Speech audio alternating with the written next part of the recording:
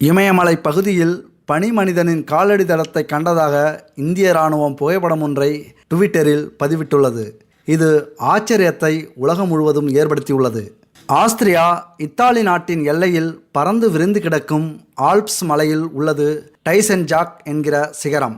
இங்கு 25 ஆண்டுகளுக்கு முன் செப்டம்பர் மாதம் 19ஆம் தேதி மதியம் 1:30 மணி அளவில் 2 ஜெர்மன் சுற்றுலாவாசிகள் உலகையே அசத்தப்போகும் ஒன்றை கண்டுபிடித்தனர். இது 5300 ஆண்டுகளுக்கு முன்பு இறந்த மனிதனின் ஒருவனின் உடல். இதில் என்ன ஆச்சரியம் என்கிறீர்களா? இந்த உடல் 90% அப்படியே இருந்ததுதான். அது மட்டுமல்ல, இந்த மனிதன் பயன்படுத்திய பொருட்களும் அப்படியே பனியில் உறைந்து போயிருந்தது. Welcome to இன்ஃபோவேல்ட்.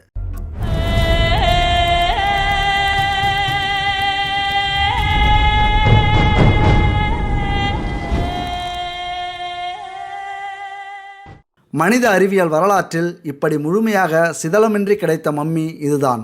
கடல் மட்டத்திலிருந்து 11,000 அடி உயரத்தில் இறந்து கிடந்ததால் இப்படி அச்சு குலையாமல் அந்த உடல் கிடைத்தது.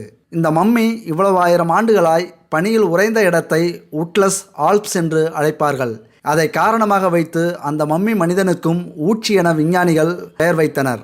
தோளில் 6 அடி வில்லும் 14 அம்புகளும் தாமிர கோடாரியுடன் கரடி தோலினாலான உடைகளுடன் இறந்து போயிருந்த ஊச்சி இறப்பதற்கு முன் சாப்பிட்டது என்ன தெரியுமா?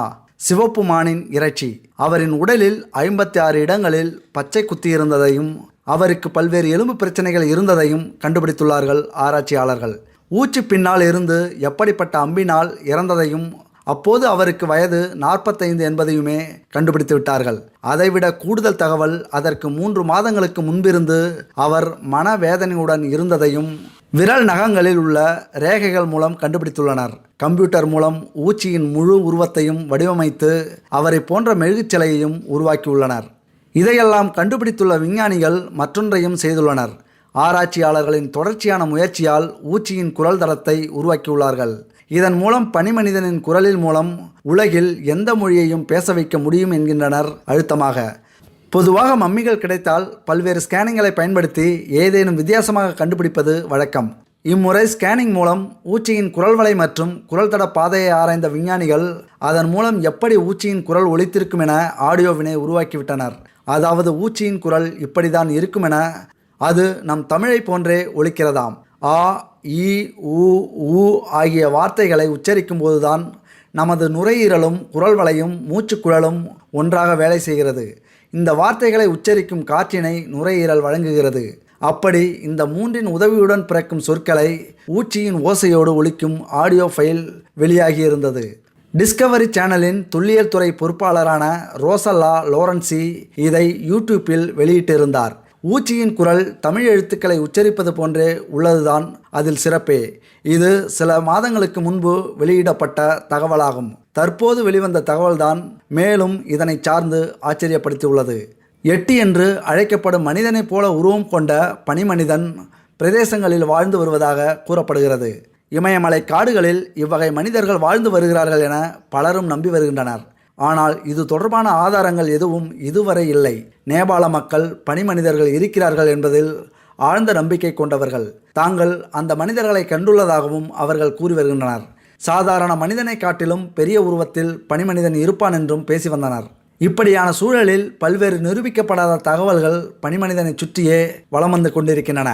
உண்மையில் அப்படி இருக்கிறார்களா என்ற கேள்வியும் மக்கள் மத்தியில் விடை தெரியாமலே இருக்கிறது. இந்த நிலையில் தற்போது இந்திய இராணுவத்தினர் சார்பில் ட்விட்டரில் பதிவிட்டுள்ள தகவல் இது தொடர்பாக மேலும் விவாதத்தை கிளப்பியுள்ளது. மாகலு ப்ரூன் எல்லைப் பகுதியில் இந்திய இராணுவத்தினர் கடந்த 9ஆம் தேதி மலையேற்றத்தில் ஈடுபட்டு கொண்டிருந்த போது பனிமனிதன் எட்டியின் 32 இன்ச்சு நீளமும் 12 இன்ச்சு அகலமும் கொண்ட கால்தடம் கிடைத்துள்ளது என்று புகைப்படத்துடன் ட்வீட் செய்யப்பட்டுள்ளது. இதற்கு முன்னதாக மாகலு பருன் தேசிய பூங்கா அருகே இதுபோன்ற பனிமனிதர்கள் பார்க்கப்பட்டுள்ளதாகவும் இராணுவம் தெரிவித்துள்ளது. இந்த ட்வீட்டை பலரும் நம்ப மறுத்து இந்திய இராணுவத்தின் ட்விட்டர் பக்கத்தை யாரோ ஹேக் செய்துவிட்டனர் என்றெல்லாம் பதிவிட்டு வருகின்றனர். பல வருடங்களாக மக்களின் கதைகளில் இருக்கும் இதற்கான தேடுதல் வேட்டை எரிக் ஷிப்டன் என்னும் பிரிட்டிஷ் ஆய்வாளர் ஒருவர் எவரெஸ்ட் உச்சிக்கு செல்ல மாற்றுப்பாதை தேடிக்கொண்டிருக்கும் போது இதே போன்ற தடங்களை பார்த்ததிலிருந்து சூடுபிடித்தது. பலரும் இப்படி தடங்களை பார்த்ததாக தெரிவித்தாலும் தெளிவான ஆதாரம் என்று ஒன்று கிடைக்கவில்லை. ரோமம் ஒன்று கண்டுபிடிக்கப்பட்டு அது ஐஸ் ஏஜ் காலத்தில் இருந்த கரடியின் மரபணுக்களுடன் ஒத்துப்போவதாக தெரியவந்தது. இராணுவம் இப்போது கூறும் ஆதாரங்கள் ஏதேனும் முடிவுகளை தருமா என பொறுத்திருந்துதான் நாம் பார்க்க வேண்டும். இதனை அடுத்து இமயமலையில் இந்திய இராணுவத்தினரின் கண்களில் பட்டது எட்டியின் கால் தடமா இல்லையா என்பது குறித்து நேபாள அரசு விளக்கம் தெரிவித்துள்ளது. எட்டி எனப்படும் ராட்சத பனிமனிதனின் இமயமலை பனிச்சரிவுகளில் வாழ்ந்து கொண்டிருப்பதாக நம்பப்பட்டது. நேபாள மக்கள் இந்த பனிமனிதனை கடவுளாகவே கருதுகின்றனர். இந்த நிலையில் இந்திய இராணுவத்தைச் சேர்ந்த மலையேற்ற வீரர்கள் கடந்த 9ஆம் தேதி மர்மமான முறையில் ராட்சத அளவிலான கால் தடங்களை பார்த்துதான் ட்விட்டர் பக்கத்தில் பதிவிட்டனர். அவை 32க்கு 15 அங்குலம் கொண்டதாக இருந்ததாக தெரிவிக்கப்பட்டது. இதை அப்படியே புகைப்படமாகவும் எடுத்து அவர்கள் அதிகாரப்பூர்வமாக வெளியிட்டனர். இந்த கால்தடம் மகாலும் முகாம் அருகே இருந்ததாக கூறியிருந்தது.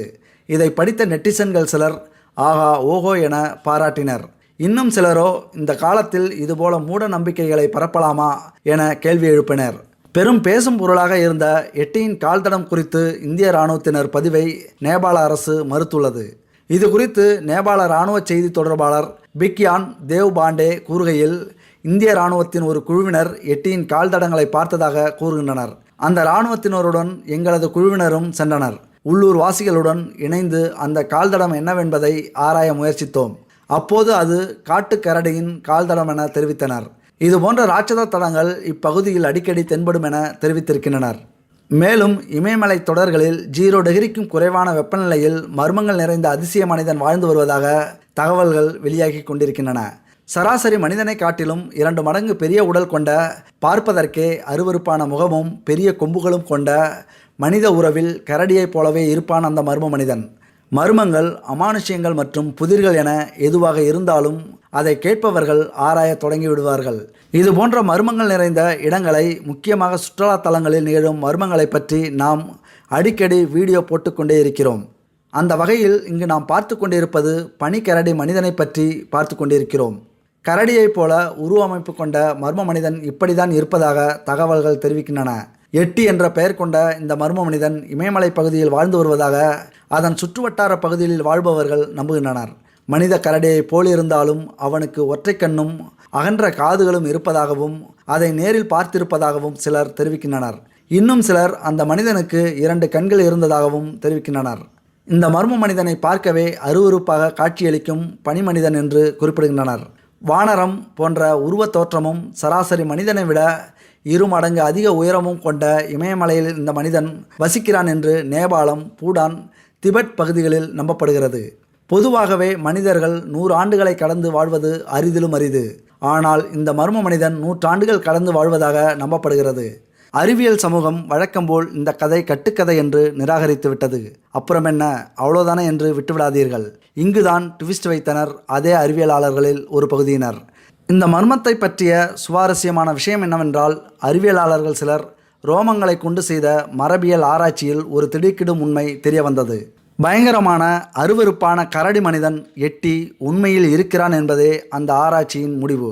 ஆனால் நீளமான கை கால்களுடைய, உடல் முழுவதும் ரோமங்கள், முதுகு தண்டு கொண்ட கரடியை போன்ற பெரிய உருவம் ஒன்று இமயமலையில் வாழ்கிறது அல்லது வாழ்ந்துள்ளது என்பதே ஆராய்ச்சியில் வந்த உண்மை. புராண கால பனிக்கரடி என சொல்லப்படும் ஒரு உயிரினத்துடன் ஒப்பிடுகையில் 2க்கும் பல ஒற்றுமைகள் இருந்ததாக கூறப்படுகிறது. 1921ஆம் ஆண்டு லூட்டினன்ட் கொலனல் திரு சார்லஸ் ஹர்பர்ட் பரி என்பவர் இமயமலைக்கு சென்று ஆராய்ச்சி மேற்கொண்டார். இந்த ஆராய்ச்சியிலும் ஒரு திடுக்கிடும் உண்மையை அறிவித்தார். 22,000 அடி உயரத்தில் லோக்பாலா எனும் இடத்தில் பரி ஒரு விசித்திர மனிதனை கண்டுள்ளதாக தனது குறிப்பில் தெரிவித்துள்ளார். மனிதனை போன்றே பெரிய காலடி தடம் ஒன்றையும் மின்னல் வேகத்தில் ஓடும் ஒரு பனிக்கரடியையும் கண்டதாக அவர் தமது புத்தகத்தில் தெரிவித்துள்ளார். நேபாளத்தில் உள்ள குங்ஜங் மனாஸ்டரி எனும் மடாலயத்தில் எட்டியின் தலை உள்ளது. 1954ஆம் வருடம் டாக்டர் பிஸ்வமாய் பிஸ்வாஸ் என்பவர் இந்த பனிமனிதனின் தலையை ஆய்வு செய்தார் என்றும் தகவல்கள் தெரிவிக்கின்றன. மர்ம மனிதனை பற்றிய தகவல்கள் பல்வேறு விதத்தில் பேசப்பட்டு வந்தாலும் இன்று வரை அதிகாரப்பூர்வமாக எந்த அறிக்கையும் நமக்கு கிடைக்கவில்லை. அறிவியல் பூர்வமாக நிரூபிக்கப்படவில்லை என்றாலும் மக்களின் நம்பிக்கை என்று ஒன்று எப்போதும் மதிக்கப்பட வேண்டியதே. கடவுள்கள் கூட அறிவியல் பூர்வமாக நிரூபிக்கப்படவில்லை தானே.